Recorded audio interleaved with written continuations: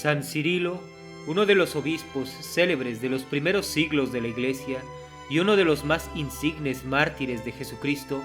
bien fuese originario de Egipto, como opinan algunos, o de Creta, llamada Candia, como otros discurren, según nos instruyen sus actas, parece que nació de padres cristianos, y que desde su infancia fue educado en las máximas que prescribe el Evangelio, a las que correspondió fielmente, arreglando sus costumbres a la ley santa de Dios. Había formado el Señor en su tierno corazón tal afecto a las promesas eternas hechas por Jesucristo a los que le siguen, que el deseo de ser un perfecto discípulo del soberano Maestro le hacía dejar frecuentemente a sus padres y patria, y buscar a los siervos de Dios donde quiera que sabía poder hallarlos, sin otro objeto que el de ilustrarse en los sublimes conocimientos de los misterios de nuestra santa religión, de cuyo comercio siempre volvía más fortificado en la fe y lleno de un nuevo ardor para dedicarse enteramente al servicio de Dios. Habíase aumentado de un modo maravilloso su virtud y su sabiduría, en términos que, señalado por sus luces entre los primeros hombres de aquel tiempo, a los 34 años de su edad fue consagrado obispo de Cortina, una de las ciudades de Creta.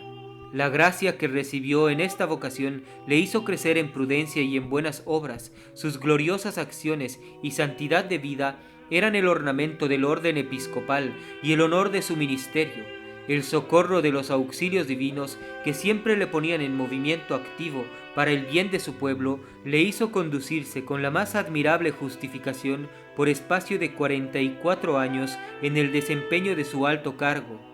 No satisfecho de conservar el sagrado depósito de la fe en la pureza que los santos apóstoles la predicaron, trabajaba incesantemente en aumentar el rebaño de Jesucristo por medio de la conversión de los infieles, ilustrándolos con la predicación de la divina palabra,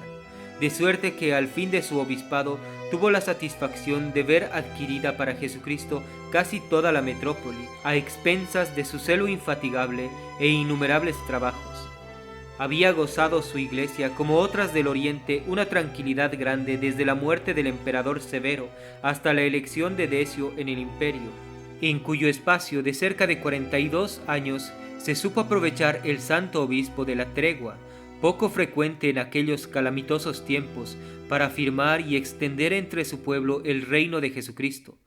Pero la calma fue turbada de una bárbara persecución, en que Decio, príncipe verdaderamente cruel, quiso señalarse en los principios de su reinado, publicando los edictos más impíos contra los cristianos que rehusasen prestar adoraciones sacrílegas a los ídolos. Mandó el gobernador de la provincia de Creta arrestar a Cirilo, jefe conocido en la religión cristiana, siendo ya de edad de 84 años, y quiso obligarle a que sacrificase a las falsas deidades. Valióse para ello de una compasión fingida, representándole que estaba informado era un varón docto y prudente, y así que hiciese uso de su talento consultando a su avanzada edad y al medio de conservar la vida en lo poco que le quedaba. Pero Cirilo le hizo conocer, por su constancia, que los muchos años no habían debilitado su espíritu para sufrir los combates del tirano. «Yo miro mi edad como nada», dijo el santo presidente, «supuesto que el Señor me tiene prometido renovar mi juventud como la del águila.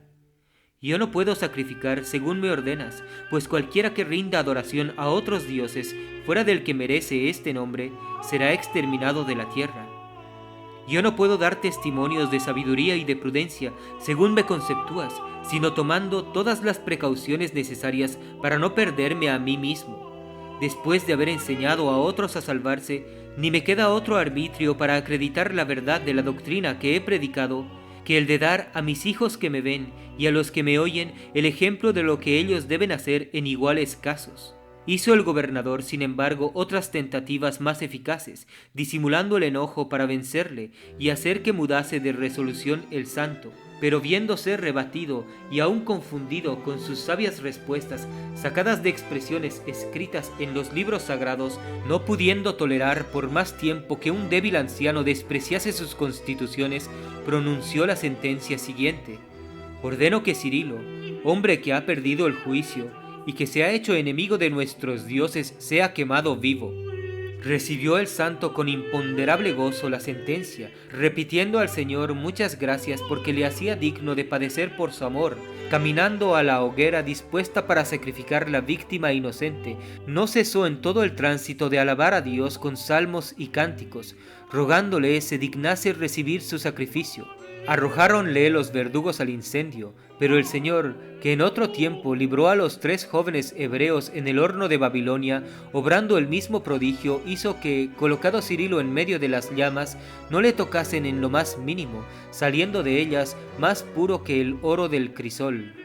No pudo resistirse el gobernador a dar gloria al Dios de los cristianos, tan visiblemente interesado en proteger a su siervo. Dióle libertad en vista de aquel prodigio que le hacía conocer el poder del autor divino, dispuesto a obrar semejantes maravillas para mayor confusión de los dioses falsos.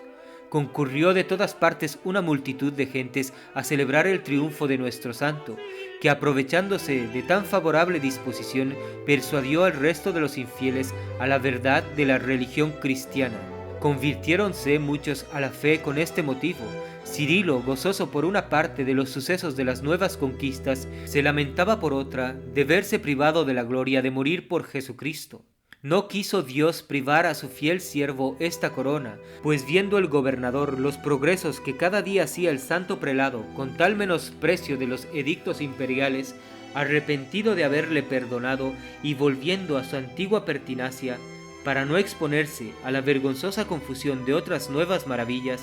por un segundo edicto mandó decapitarle en el día 10 de julio por los años 251 o 52. Sin embargo, todos los historiadores, así de la iglesia griega como latina, convienen en señalar el día de su festividad, el 9 de junio, y los martirologios y monologios de Oriente y Occidente, compuestos desde el siglo IX, hacen mención del noble martirio de nuestro santo.